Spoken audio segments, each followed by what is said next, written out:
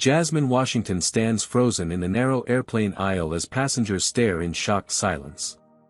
The flight attendant, Rebecca, lies about Jasmine's first-class ticket being invalid. Jasmine declares she's canceling the entire flight, revealing she's the airline's new chief operating officer on an undercover evaluation. Rebecca's face drains of color. Before I dive into this shocking story of discrimination and its consequences, drop a comment letting me know where you're watching from. Hit that like button and subscribe to see more stories of people standing up against injustice and making real change in the world. Jasmine Washington wasn't just any passenger boarding Skywave Airlines Flight 2867 from Atlanta to San Francisco that Wednesday morning. A Harvard Business School graduate with 15 years in the aviation industry, she had recently been appointed Chief Operating Officer of Skywave after the company faced mounting criticism about its corporate culture. The board had specifically hired her to address a troubling surge in customer complaints, particularly those concerning racial discrimination. The numbers don't lie, Malcolm Robbins, her executive assistant, had said during their morning briefing 3 days earlier. He slid a tablet across the polished conference table in Jasmine's new corner office. Complaints from black passengers have increased 47% in the last quarter alone. Jasmine scrolled through the data, her brow furrowing. And what's been done about these complaints? That's just it, Malcolm replied, adjusting his glasses. Very little. Most are dismissed as misunderstandings or passenger sensitivity. No systemic investigation has been conducted. Jasmine set the tablet down, her decision made.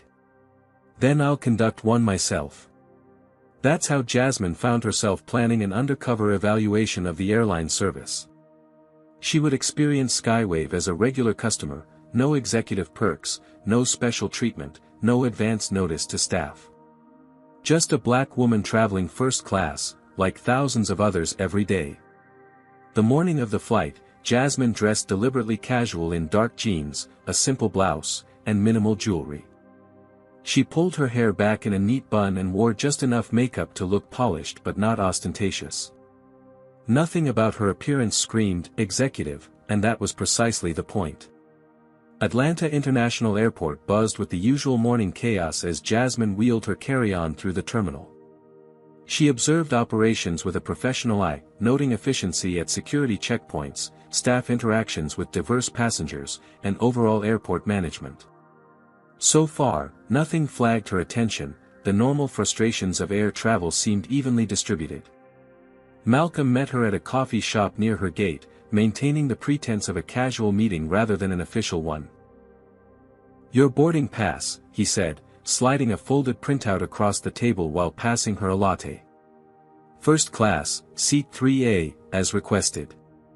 Purchased through normal channels, no executive discount codes or corporate account. Jasmine tucked the boarding pass into her purse. And the rest of the evaluation team? Already in position. 2 quality assurance specialists on your flight, 3 more monitoring customer service communications related to this route. Everything set.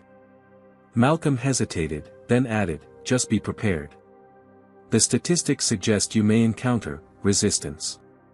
That's exactly what I'm testing, Jasmine replied, taking a sip of her coffee. If Skywave treats all passengers equally, I'll have a pleasant, uneventful flight. If not. She left the thought unfinished. As Malcolm departed, Jasmine remained at the cafe table, observing the check-in counter for her flight. The gate agent, a young man whose name tag read Terrence, processed passengers efficiently. But something caught her attention, the subtle difference in his demeanor. White passengers received eye contact, casual conversation, and friendly smiles. Black passengers received politeness, but it was perfunctory, mechanical. When her boarding group was called, Jasmine approached the counter, boarding pass and ID in hand. Terrence's smile tightened almost imperceptibly as she approached. Good morning, Jasmine said warmly. Morning, he replied, not matching her tone. Boarding pass. No, good, before morning. No, please, before requesting her pass. Small things, perhaps, but Jasmine had been trained to notice such details. She handed over her documents. Terence's eyebrows lifted slightly as he scanned her first-class ticket, a momentary surprise quickly masked by professional detachment. "Thank you, Ms. Washington. Enjoy your flight." No casual conversation. No, "have a nice flight," or "welcome aboard." Just the bare minimum of professional courtesy. As Jasmine made her way toward the jetway, she noticed two white businessmen who had been behind her in line receiving a much warmer send-off, complete with jokes about San Francisco weather and recommendations for restaurants. The evidence was mounting, but Jasmine remained objective. Perhaps Terence was just having a moment. Perhaps she'd caught him during a lull in his customer service energy. The real test would be on board.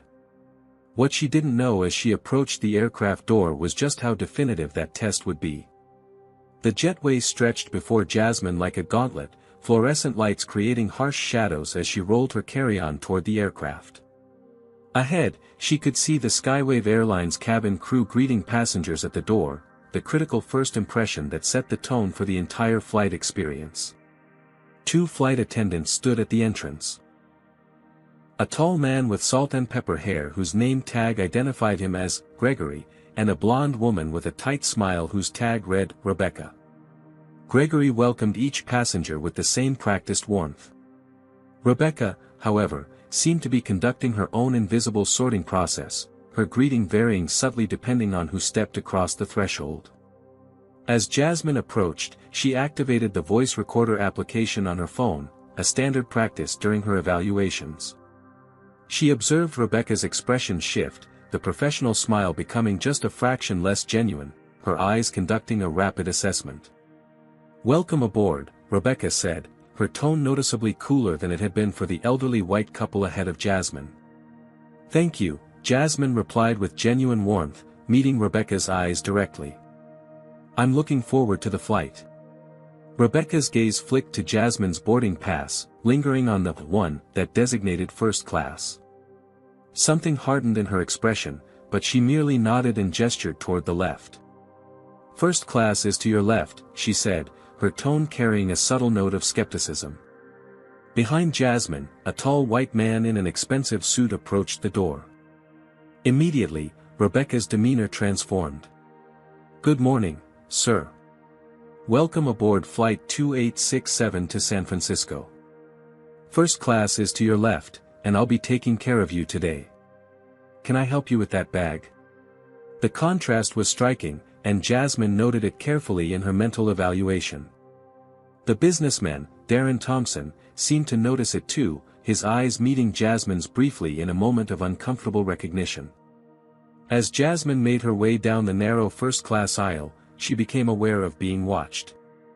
Other passengers, predominantly white, predominantly male, tracked her progress with varying degrees of subtlety. A woman with warm brown skin and a Spanish accent, later identified as Alicia Rodriguez, offered Jasmine a small smile of solidarity from across the aisle. Jasmine had almost reached her seat when she noticed an elderly black man already seated in the first-class cabin. Gerald Wilson, as she would later learn, was a retired doctor who flew frequently between Atlanta and San Francisco to visit his grandchildren. He nodded to Jasmine with the weary acknowledgement of someone who recognized a shared experience. "Miss?" Rebecca's voice came from behind, startling in its proximity. The flight attendant had followed Jasmine into the cabin, hovering uncomfortably close. "Can I see your boarding pass again?" Jasmine turned, maintaining her composure. "Of course," she replied, producing the document she'd already shown at the door moments earlier. Rebecca took the boarding pass, examining it with exaggerated scrutiny. Her eyes narrowed as she looked from the paper to Jasmine and back again. The message was clear: "You don't belong here." "Is there a problem?" Jasmine asked, her voice level. "Just double-checking," Rebecca replied with a tight smile. "We've had some confusion with seating assignments lately." From across the aisle, Darren Thompson watched the interaction with increasing discomfort, his own boarding pass untouched, his path to his seat unquestioned. "Everything appears to be in order," Rebecca finally conceded, returning the boarding pass with obvious reluctance. Seat 3A is just ahead on your left. Thank you, Jasmine said, taking back her documentation.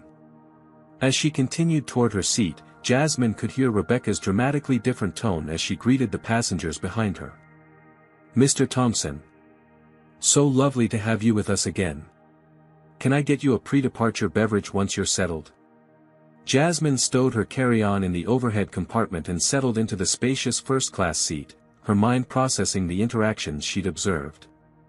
Was this the experience that thousands of black passengers faced when flying Skywave? The subtle questions, the double checks, the implicit messaging that they didn't belong in premium cabins? As she fastened her seatbelt, Jasmine noticed Gerald Wilson watching her with knowing eyes. First time in first class, he asked quietly. No, Jasmine replied. You. 30 years of flying this route, at least 100 times in first class, he said. And every single time, they check my boarding pass twice. Sometimes 3 times. Jasmine nodded. Has it gotten any better over the years? Gerald gave a soft, humorless laugh. They've gotten more subtle. That's about it. Their conversation was interrupted as Rebecca approached, her expression tightly controlled as she addressed Gerald. Sir, the captain has requested that we verify all first-class documentation again. There seems to be some confusion in the system today. Gerald sighed, producing his boarding pass without comment. He'd been through this routine before. Jasmine felt a slow burn of indignation rising within her. The system confusion seemed suspiciously targeted. But she remained professional, observing and documenting rather than confronting. The real test was yet to come. And come it would, more dramatically than even she had anticipated. The pre-departure hustle continued around Jasmine as flight attendants prepared the cabin for takeoff. Rebecca moved efficiently through the first-class section, offering beverages and hanging jackets for white passengers while somehow repeatedly overlooking Jasmine and Gerald.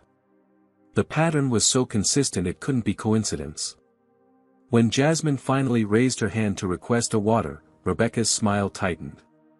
We'll be serving beverages after takeoff, she said curtly, despite having just handed a mimosa to the passenger across the aisle. Darren Thompson, seated in 3B beside Jasmine, frowned at the obvious disparity. Excuse me, he said, addressing Rebecca. I believe the lady asked for water. Rebecca's expression flickered between surprise and annoyance. Of course, sir. Right away. She returned with a plastic cup of water for Jasmine, not the glass tumbler she'd provided to other first-class passengers. Thank you, Jasmine said, accepting the water with dignity. She caught Darren's eye and nodded slightly in appreciation for his intervention. I'm Darren, he said, extending his hand. Frequent flyer, unfortunately. You heading to San Francisco for business or pleasure? A bit of both, Jasmine replied truthfully.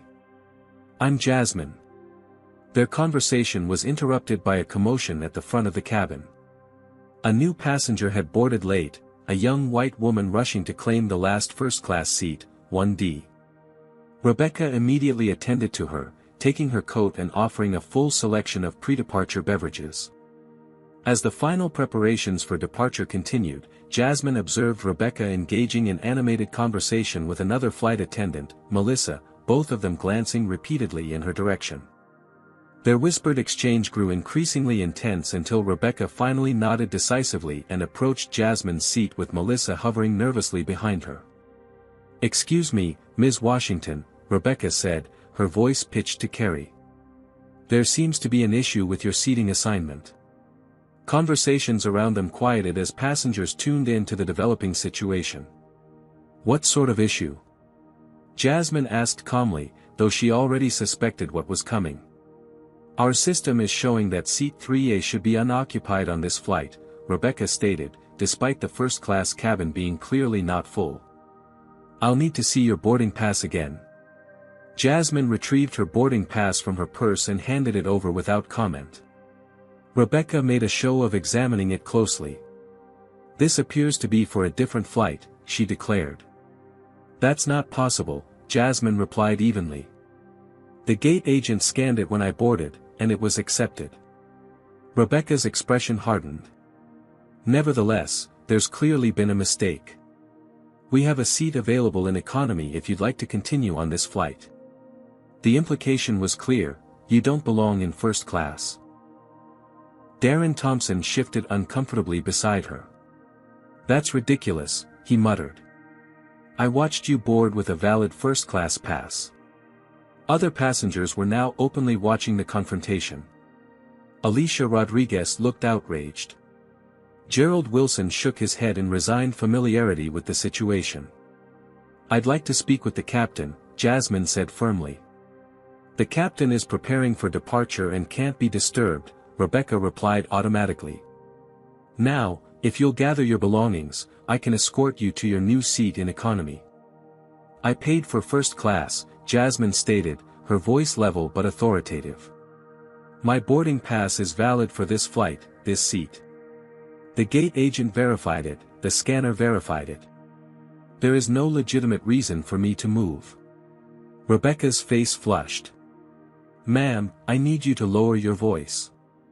I'm speaking at a perfectly appropriate volume, Jasmine replied, aware that Rebecca was attempting to cast her as the aggressor. What I need is for you to explain why you're asking me to move when my documentation is in order. Our system, Rebecca began again, has mysteriously developed an issue only with my seat, Jasmine finished for her. Not with Mr. Wilson's seat. Not with any other passenger's seat. Just mine. Several passengers had begun recording the interaction on their phones. Rebecca noticed this and became increasingly flustered. This is a security issue, she declared desperately. If you refuse to comply, I'll be forced to call security. Please do, Jasmine replied calmly. I welcome the opportunity to discuss this situation with airport security. In the meantime, I'd still like to speak with the captain.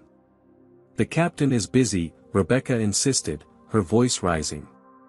Then the first officer, Jasmine countered. Or your lead flight attendant.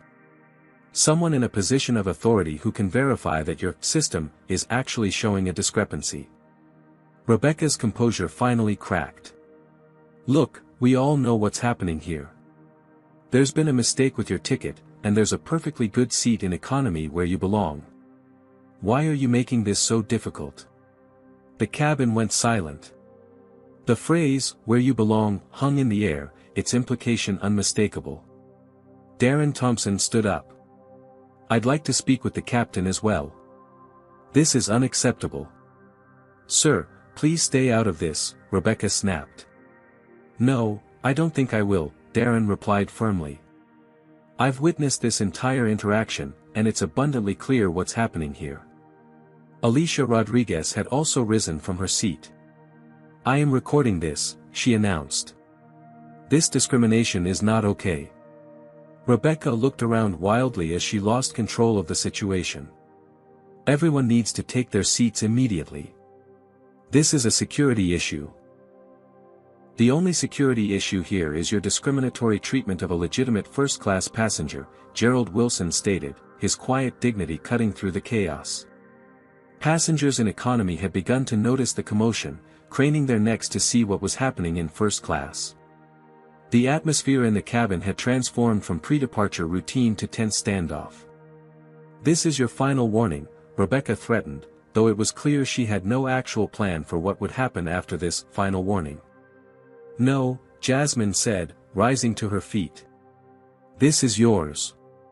And with that, she reached into her purse and withdrew not just her boarding pass, but her corporate identification. My name is Jasmine Washington, Chief Operating Officer of Skywave Airlines. And this flight isn't going anywhere today. The first-class cabin froze in stunned silence. Rebecca stared at Jasmine's corporate ID badge, her mouth opening and closing without producing sound, like a fish suddenly pulled from water.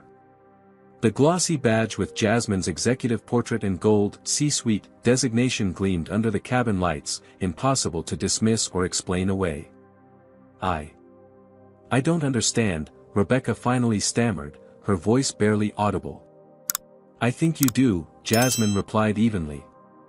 "For the past 6 months, Skywave has received an unprecedented number of discrimination complaints. The board hired me specifically to address this issue. Today, I was conducting an undercover evaluation of our service quality." She gestured around the cabin. "And you have failed that evaluation spectacularly." As if on cue, the cockpit door opened, and Captain James Brooks emerged, alerted by the commotion. His eyes widened in recognition. "Ms. Washington? I didn't realize you were on this flight." "That was intentional, Captain Brooks," Jasmine explained. "I needed to experience our service as a regular passenger would." She turned back to Rebecca. "Unfortunately, what I experienced was blatant discrimination." Rebecca's face had drained of all color. "I didn't. It was a system error." "Was it a system error when you checked my boarding pass twice but not those of white passengers?" Jasmine asked. "Was it a system error when you served pre-departure beverages to everyone except me and Mr. Wilson? Was it a system error when you claimed my valid first-class seat should be unoccupied despite this cabin not being full?" Captain Brooks's expression darkened as he processed the situation. "Rebecca, is this true?" Before Rebecca could respond, Jasmine continued. "This flight evaluation has failed our most basic service standards. Captain, I'm invoking my authority as COO to cancel this flight effective immediately. This crew will be placed on administrative leave pending a full investigation, and all passengers will be rebooked and compensated for their inconvenience." A chorus of groans and protests erupted from throughout the cabin as passengers realized their travel plans were suddenly derailed. Rebecca's professional facade completely crumbled. "You can't do this. It's one misunderstanding. You're overreacting." "It's not one misunderstanding," Gerald Wilson interjected quietly. "It's the same misunderstanding I've experienced for 30 years. Captain Brooks nodded solemnly. "I stand by the company's decision, Ms. Washington. We'll begin deboarding procedures immediately." Rebecca, desperate now, clutched at Jasmine's arm. "Please, you don't understand. I need this job. I have bills, a mortgage." "Perhaps you should have considered that before deciding which passengers belonged in first class," Jasmine replied, gently but firmly removing Rebecca's hand. Jasmine turned to address the now restless cabin. Taking the intercom handset from Captain Brooks, she pressed the announcement button. "Ladies and gentlemen, this is Jasmine Washington, Chief Operating Officer of Skywave Airlines. I regret to inform you that this flight is cancelled due to a failed service evaluation. All passengers will be automatically rebooked on the next available flight, provided hotel accommodations if necessary, and compensated with vouchers for the inconvenience. I apologize for the disruption to your travel plans, but Skywave is committed to providing respectful, equitable service to all our passengers, without exception. Today, we failed to meet that standard." As murmurs spread throughout the cabin, Jasmine lowered the handset and turned to face the gathering of witnesses to this extraordinary moment. "What do you think about Jasmine's decision to cancel the entire flight? Was it justified or an overreaction? Comment number 1 if you think she made the right call standing up against discrimination, even at the cost of inconveniencing other passengers. Like this video if you believe more executives should experience their company's services firsthand like Jasmine did. And don't forget to subscribe to see what happens next in this shocking confrontation." Speaking of what happens next, what do you think the aftermath will be for Rebecca and the airline? Will this incident lead to real change, or will it be swept under the rug once the immediate crisis passes? Let's find out as our story continues. The deboarding process unfolded in barely contained chaos. Passengers filed out in a mixture of confusion, anger, and morbid fascination with the drama they had just witnessed. Some glared at Jasmine as they passed, blaming her for the disruption to their travel plans. Others nodded in solidarity, recognizing the importance of the stand she had taken. Jasmine remained at the front of the aircraft, maintaining her composure as she personally apologized to each passenger. Captain Brooks stood beside her, lending the weight of his authority to her decision. Rebecca had been quickly whisked away by other crew members, her face streaked with mascara from barely contained tears. In the terminal, the scene escalated as frustrated travelers surrounded gate agents demanding immediate rebooking. Jasmine spotted Malcolm pushing through the crowd, flanked by two women she recognized from HR and a man from the legal department. "We came as soon as we got your text," Malcolm said, reaching her side. "Is it as bad as you indicated?" "Worse," Jasmine replied quietly. "Clear discrimination, documented by multiple witnesses, including myself. And it wasn't just one crew member, there were systemic failures at multiple touchpoints." Malcolm winced. "The board isn't going to like this." "The board hired me to fix a problem," Jasmine replied firmly. "Sometimes fixing requires breaking first." She turned to the HR representatives. "I need a conference room secured immediately. We'll need statements from key witnesses before they disperse." Within 30 minutes, Jasmine had established an impromptu command center in a private airport conference room. Malcolm coordinated with customer service to expedite rebookings while the HR team prepared to take statements. Rebecca sat alone at one end of the conference table, still in her uniform but with her wings pin removed, a symbolic stripping of her authority. Her earlier panic had given way to a hollow-eyed resignation as the full consequences of her actions began to sink in. Darren Thompson was the first witness to provide a statement. The businessman entered the conference room with purposeful strides, taking a seat across from the HR representatives. "Mr. Thompson, we appreciate your willingness to provide a statement," began Sandra Chen from HR. "Could you please describe what you observed on Flight 2867 today?" Darren leaned forward. "I watched a textbook case of racial discrimination unfold right beside me. The flight attendant, Rebecca, treated Ms. Washington differently from the moment she boarded. Different tone, different level of service, different standard of proof for her right to be in first class." He shook his head in disgust. "I travel over 100,000 miles annually with various airlines. I've seen subtle bias before, but this was blatant." As Darren concluded his statement, Alicia Rodriguez entered, phone in hand. "I have video," she said without preamble. "From when the flight attendant tried to move Ms. Washington to economy." The legal representative perked up immediately. "Ms. Rodriguez, that would be extremely helpful evidence. Would you be willing to share that recording with the company?" "That's why I'm here," Alicia replied. "This needs to be addressed, not just today but permanently." Throughout the afternoon, a procession of witnesses provided statements. Some passengers reported similar experiences on previous Skywave flights. Others described observing the different treatment of passengers of color throughout the boarding process. Most compelling was Gerald Wilson, who arrived last, leaning on a cane he hadn't used on the aircraft. "I've been flying first class on this airline since before it was called Skywave," he said quietly. "Back then, the discrimination was overt. Flight attendants would actually say things like, 'Are you sure you're in the right section?' Now it's more subtle, but no less present. The double-checking of my boarding pass. The surprise when I order certain drinks. The assumptions about my profession." He fixed his gaze on Jasmine. "This has been going on for decades. The question is, what makes today different?" As the testimonies continued, Rebecca remained silent, her earlier defiance replaced by defensive withdrawal. When finally asked to explain her actions, she retreated behind a wall of procedural justifications. "I was following protocol for suspected boarding pass irregularities," she insisted, though she couldn't explain why those irregularities seemed to apply only to certain passengers. "Is there documentation of this protocol?" Jasmine asked. Rebecca hesitated. "It's understood procedure." "Understood by whom?" Jasmine pressed. "Senior flight attendants," Rebecca replied vaguely. "It's just how things are done." This passive admission of systemic bias was perhaps more damning than any individual act of discrimination. It suggested a culture where bias had become so normalized it didn't require explicit instructions, it was simply how things are done.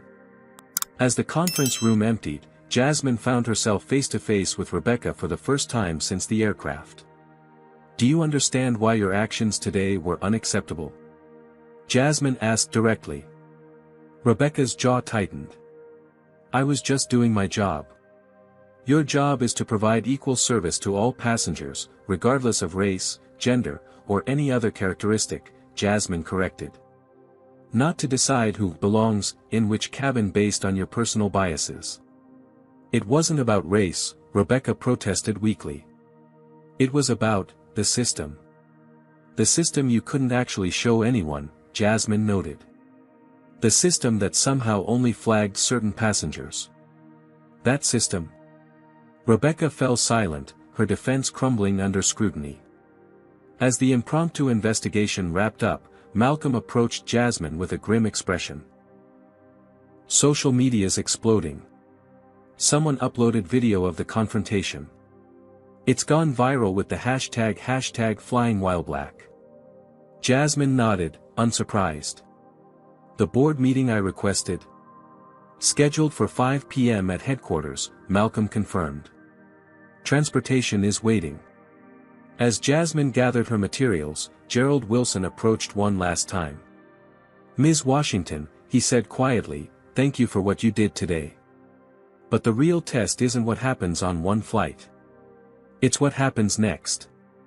Jasmine met his gaze steadily. "I understand, Mr. Wilson. And I give you my word, what happens next will be different." As she left the airport, flanked by her team, Jasmine knew she was walking into a corporate firestorm. But for the first time in Skywave's history, that fire might actually forge something better from the ashes of exposed discrimination.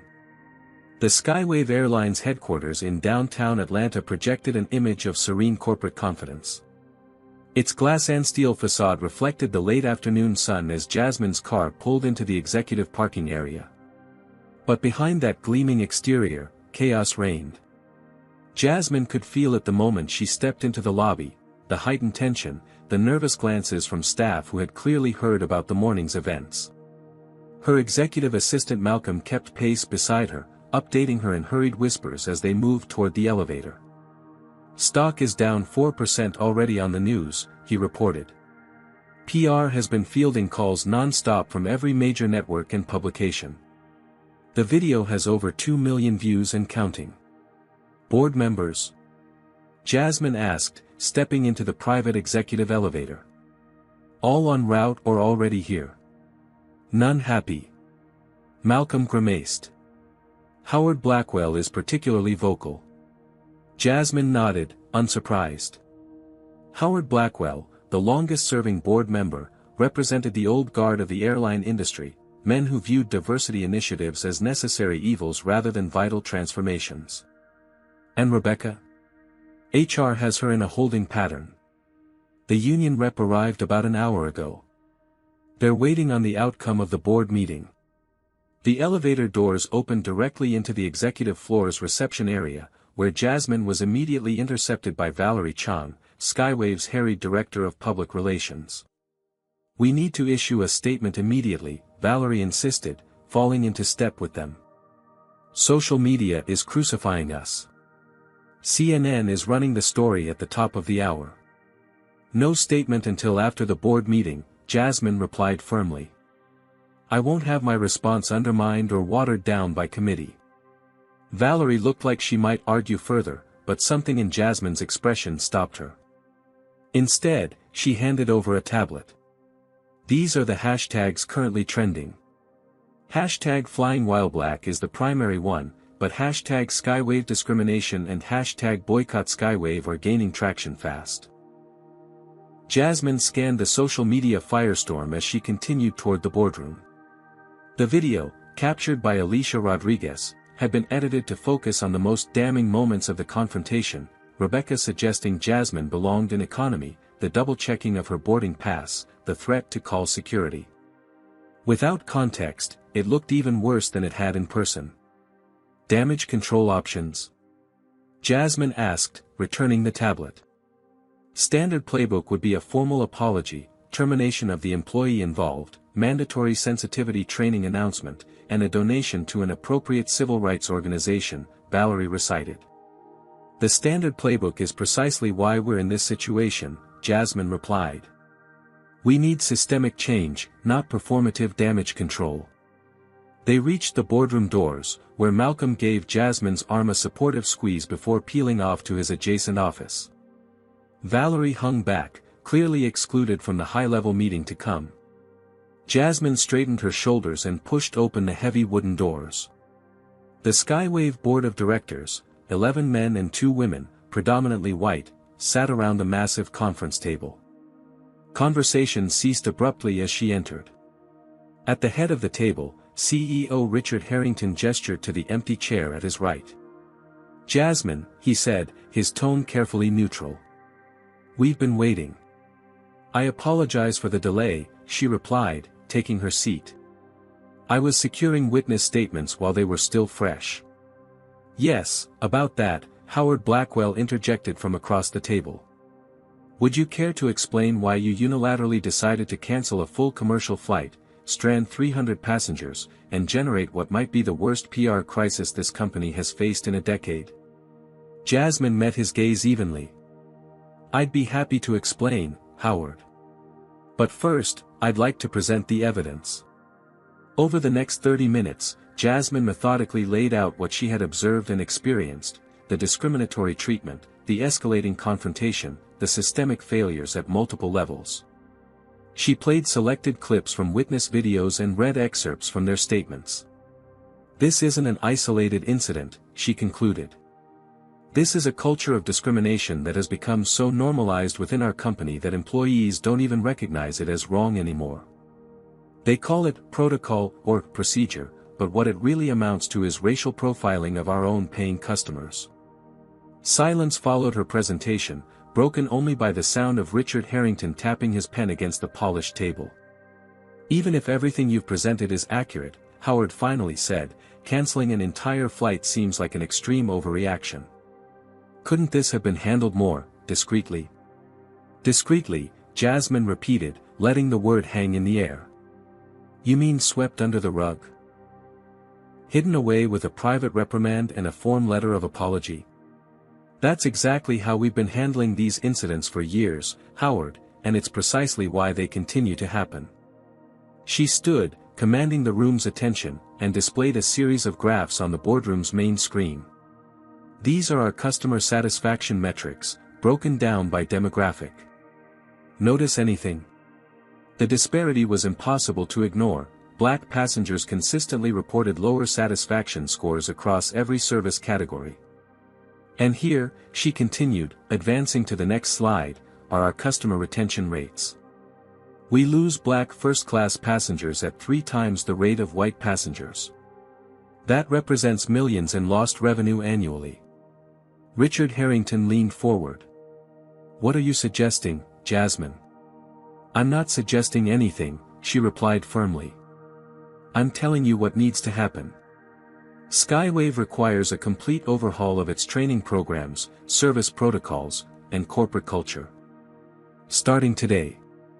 Howard Blackwell scoffed. And you propose to lead this overhaul? That's precisely what you hired me to do, Jasmine reminded him. Unless you prefer, I tender my resignation and take what I've learned about Skywave's practices to the Department of Transportation. The threat hung in the air, its implications clear to everyone present.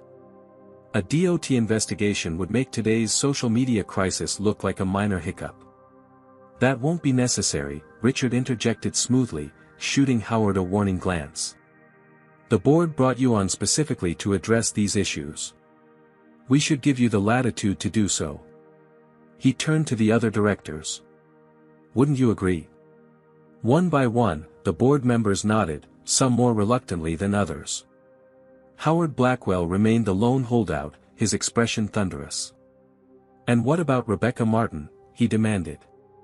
Are we firing a 20-year employee based on one incident? This wasn't one incident, Jasmine corrected. This was simply the incident that was caught on camera and went viral. HR has already pulled Ms. Martin's file. There are 7 previous complaints of similar behavior, all dismissed without serious investigation. Howard fell silent, his opposition deflated by this new information. "I'll need full authority to implement necessary changes," Jasmine continued, pressing her advantage. "New training programs, revised service protocols, external auditing of our practices, and a complete restructuring of how we handle discrimination complaints." Richard Harrington looked around the table, reading the room. Whatever his personal feelings, he was first and foremost a pragmatist. The board's mood had shifted decisively in Jasmine's favor. "I believe Ms. Washington has made a compelling case," he announced. "I move that we authorize her to implement the changes she deems necessary to address this situation, subject to quarterly progress reviews by the board." The motion passed with only Howard abstaining. As the meeting concluded and board members filed out, Richard held Jasmine back with a light touch on her arm. "That was well played," he said quietly once they were alone. "But you've made powerful enemies today. Howard has friends throughout the industry." "I didn't take this job to make friends," Jasmine replied. "I took it to make change." Richard's expression was unreadable. "Just be careful. The airline industry can be unforgiving to reformers." As Jasmine left the boardroom, she found Malcolm waiting, his expression cautiously hopeful. "Well?" he asked. "We got what we needed," she confirmed. "Now the real work begins." She glanced at her watch. Barely 12 hours had passed since she'd boarded that flight in Atlanta. In that short time, she'd exposed decades of institutional bias, generated a national conversation about discrimination in air travel, and secured a mandate for sweeping reform. But as she headed toward her office to begin drafting those reforms, Jasmine knew the hardest part still lay ahead. Changing policy was one thing. Changing hearts and minds was quite another. Darkness had fallen by the time Jasmine's car service dropped her at her Buckhead apartment. The day's adrenaline was finally wearing off, leaving her bone-tired as she kicked off her shoes just inside the door. Without bothering with the lights, she moved through the familiar space to her kitchen, pouring a glass of water before sinking onto her sofa. For the first time since that morning's confrontation, she was alone with her thoughts.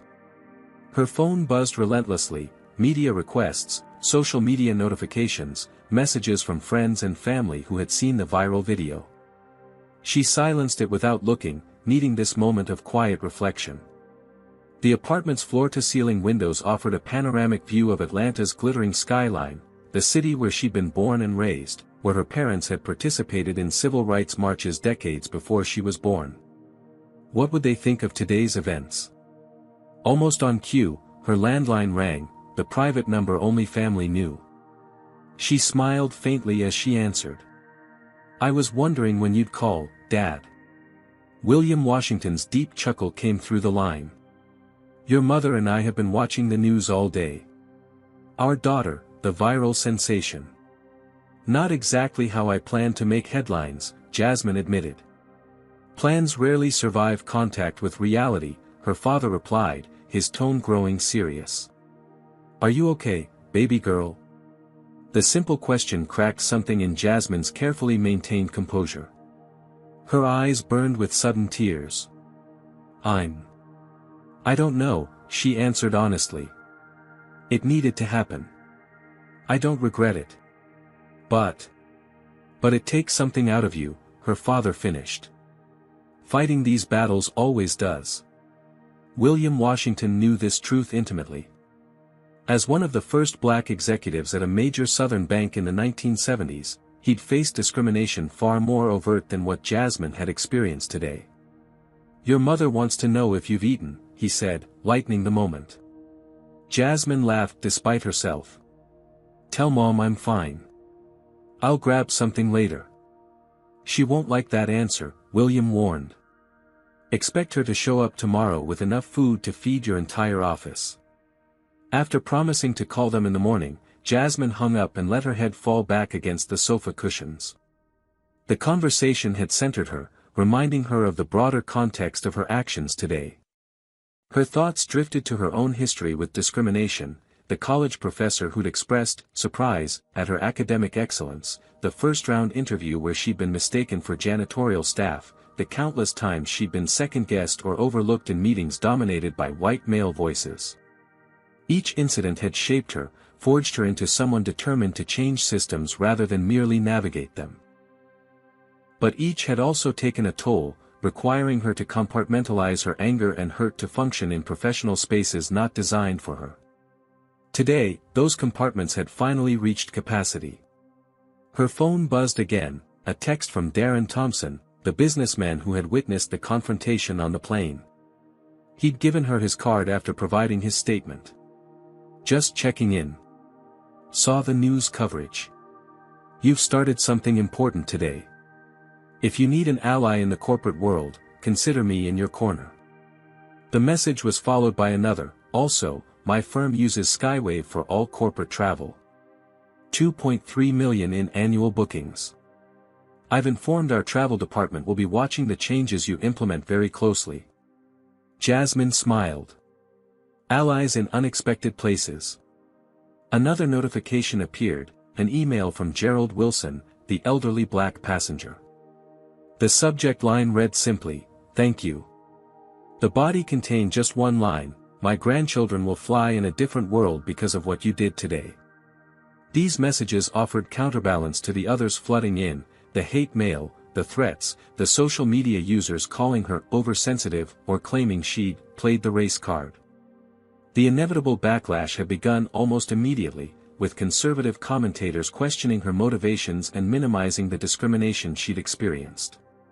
Her phone rang again, Malcolm this time. She considered letting it go to voicemail but decided against it. If he was calling this late, it must be important. "We've got a situation," he said without preamble. Rebecca Martin gave an interview to Channel 7 News. "It's not good." Jasmine sighed, reaching for her remote to turn on the television. "What's she saying?" "That she was following protocol. That you overreacted. That Skywave is throwing her under the bus to appear politically correct." Sure enough, there was Rebecca on screen, her eyes red-rimmed but her expression defiant as she told the reporter, "I've served passengers of all backgrounds for 20 years. This isn't about race. It's about a new executive making an example of a dedicated employee to advance her own agenda." Jasmine watched the interview with a strange detachment. Rebecca truly didn't see what she had done wrong. That was perhaps the most troubling aspect of the entire situation. "Malcolm, remember what Rebecca said in the conference room? About following understood procedure?" "I do," he replied. "That's our real problem," Jasmine said, clarity emerging from her fatigue. "Not just individual bias, but a culture that normalizes it. Rebecca isn't an anomaly, she's a symptom. So what's our next move?"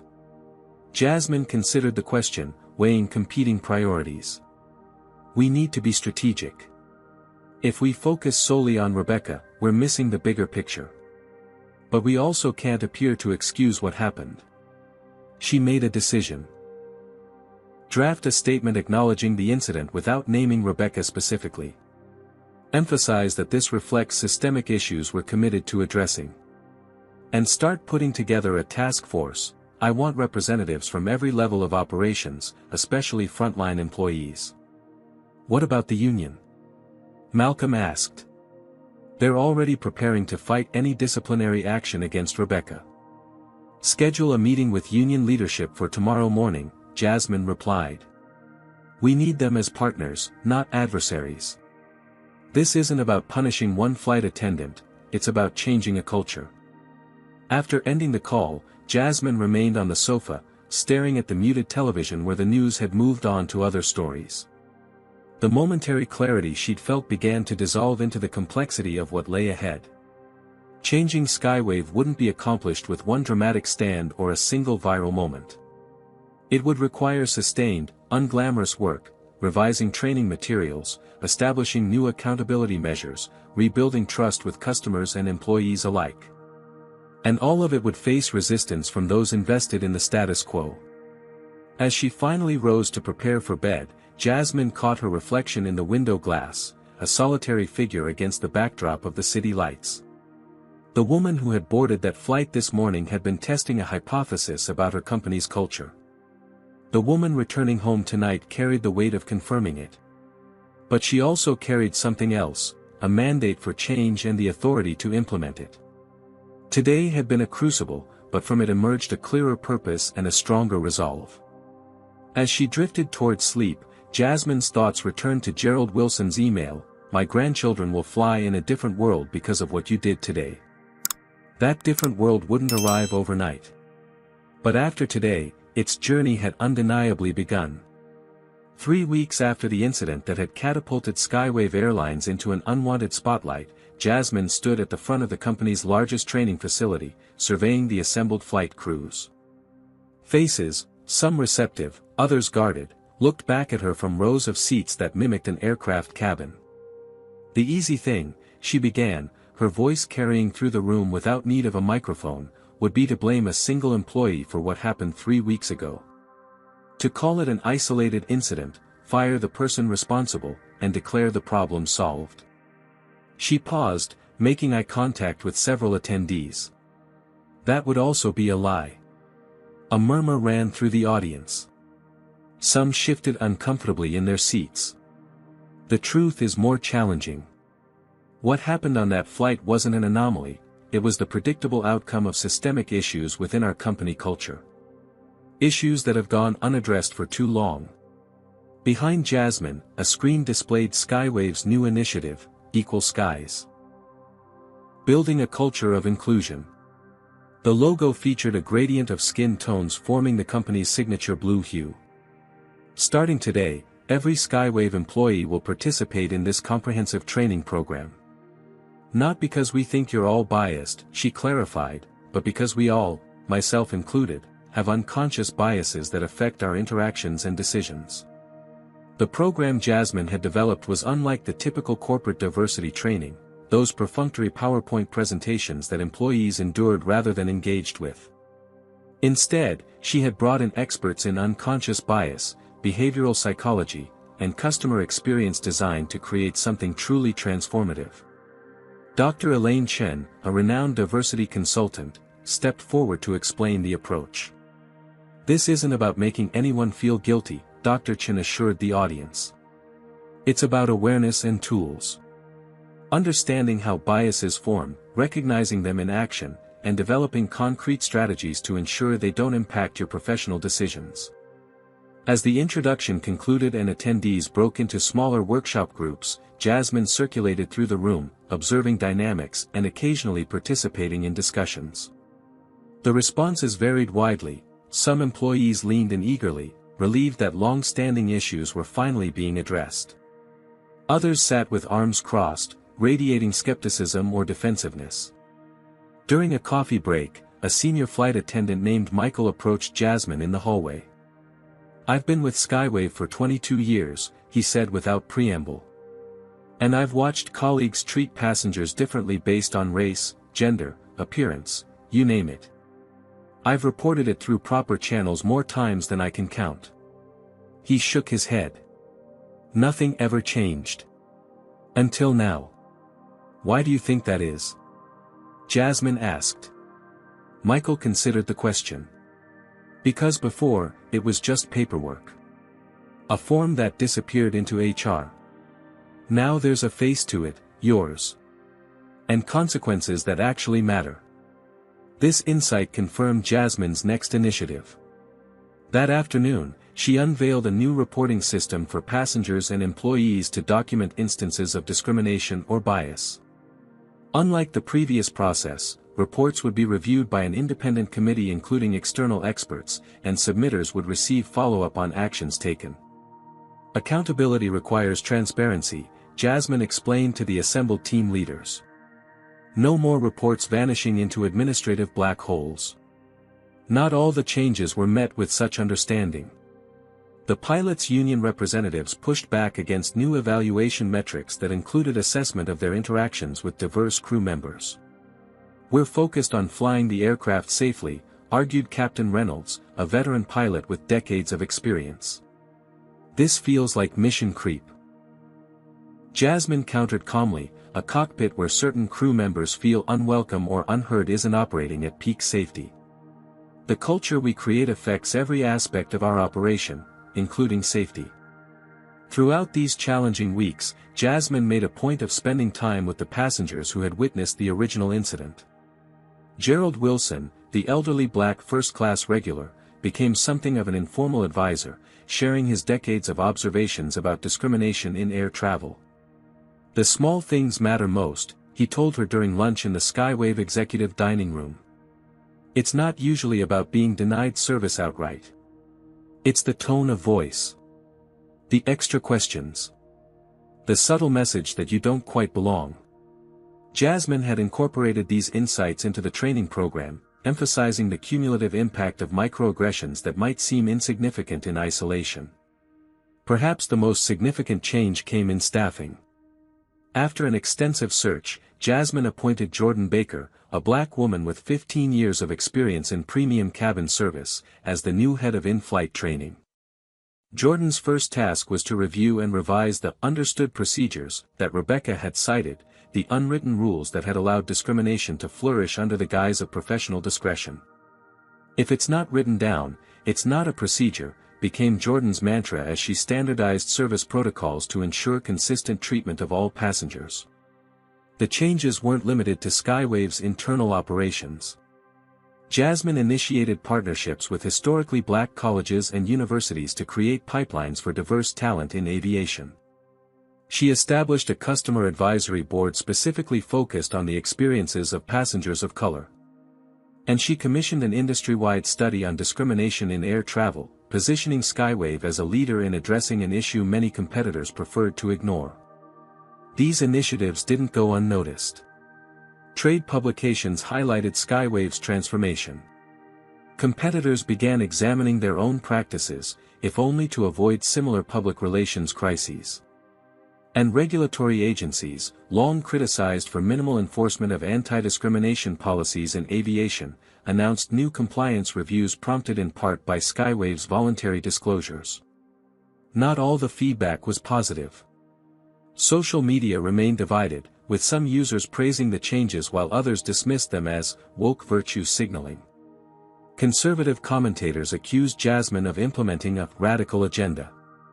And within the company, pockets of resistance persisted, particularly among long-tenured employees who resented the implication that their previous practices had been problematic. During a particularly difficult meeting with regional managers, one supervisor finally voiced what others had been thinking. "With all due respect, Ms. Washington, it feels like we're being punished for one bad employee's actions. Rebecca Martin doesn't represent all of us."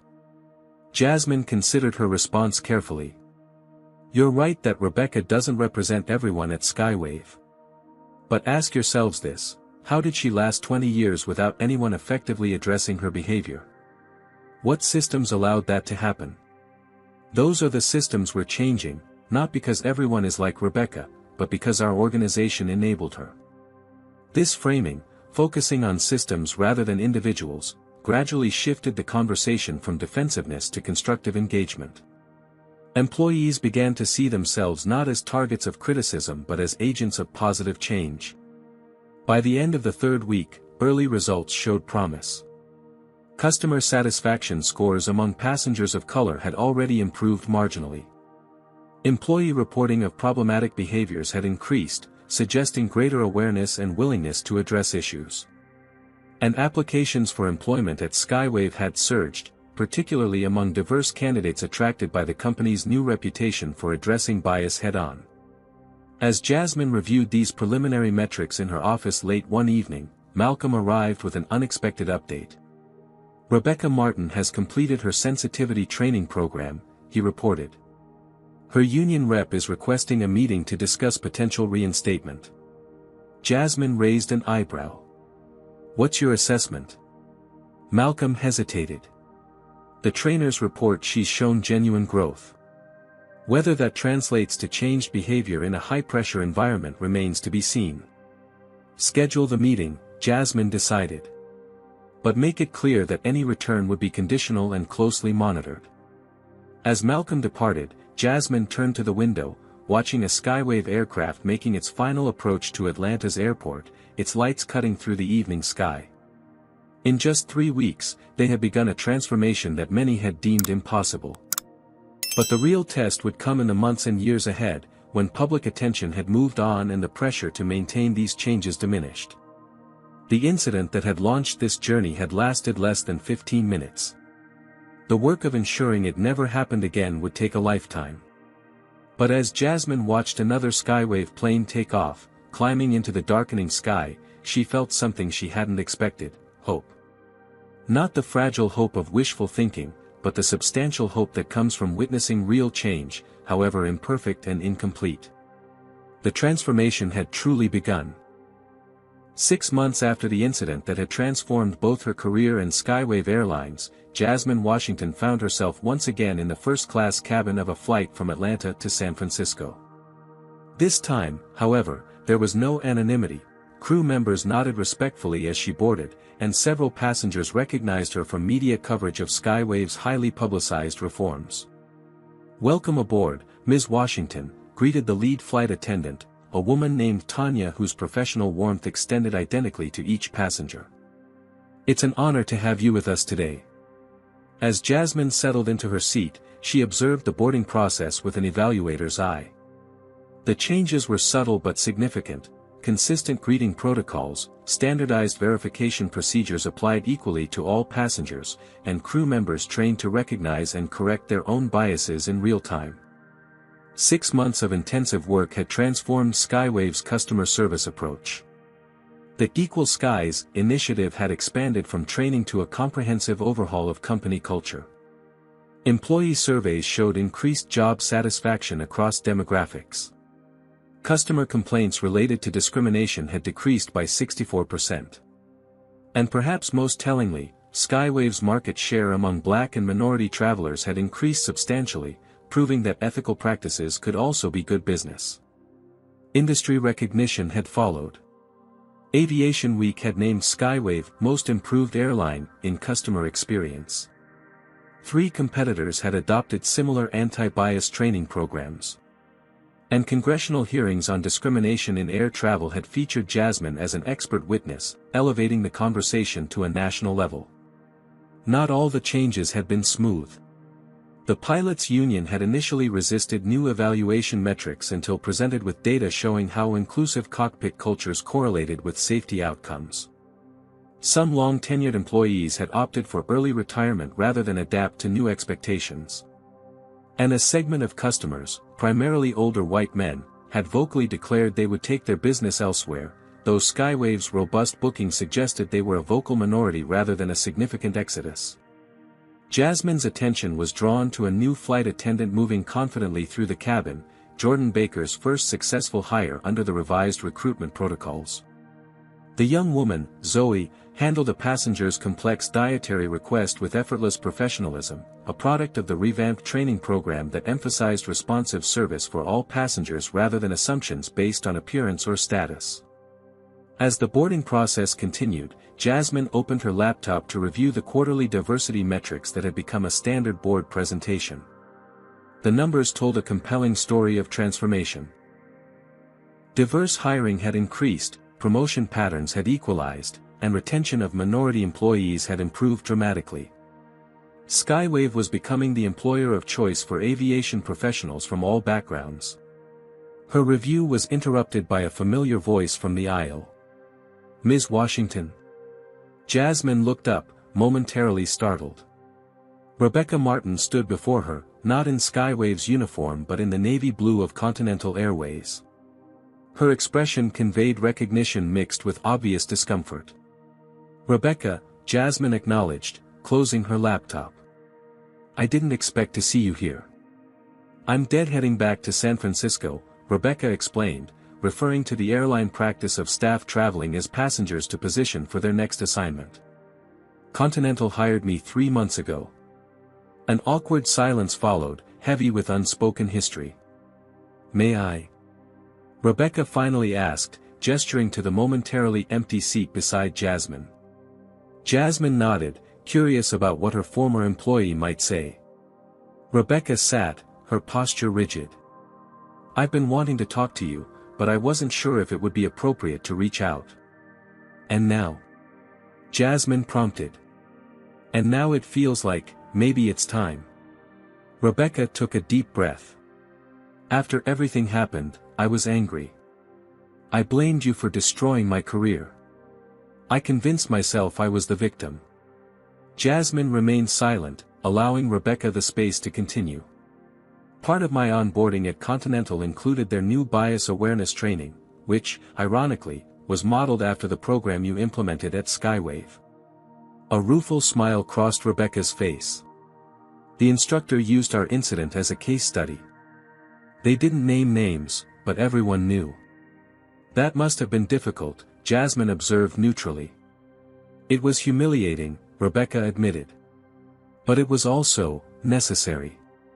She met Jasmine's gaze directly. "I've spent 6 months reflecting on my behavior that day, and throughout my career. I've had to confront some uncomfortable truths about myself and my assumptions." "And what have you concluded?" Jasmine asked. "That I was wrong," Rebecca stated simply. "Not just about you, but about a lot of things. I treated passengers differently based on race, even when I told myself I wasn't. I applied different standards, asked different questions, made different assumptions." She shook her head. "The worst part is, I genuinely didn't see it. I thought I was just being thorough." The admission hung between them, not quite an apology, but an acknowledgement that carried its own weight. "Continental's training program," Jasmine said after a moment. "Is it effective?" Rebecca considered the question. "It's changing how I think. How I notice my own reactions. I catch myself now, when before I wouldn't have recognized the bias at all." She hesitated. "I'm not perfect. I'm still learning. But I'm trying, and that's something I wasn't doing before." Jasmine nodded, recognizing the genuine effort behind Rebecca's words. "That's all any of us can do, recognize our biases and work to overcome them." "Thank you," Rebecca said quietly. "Not for forgiving me, I don't expect that. But for the wake-up call. As painful as it was, I needed it." Before Jasmine could respond, the boarding announcement indicated final preparations for departure. Rebecca stood, smoothing her uniform. "I should let you get back to your work," she said. "I just wanted you to know that what you did is changing things. Not just at Skywave, but across the industry. Even for people like me who had to learn the hard way." As Rebecca made her way to her assigned seat in economy, Jasmine reflected on the unexpected encounter. It wasn't a Hollywood resolution, no tearful embrace or instant friendship. But it was something perhaps more valuable, evidence that real change was possible, even in the most resistant hearts and minds. The captain's voice came over the intercom as the aircraft pushed back from the gate.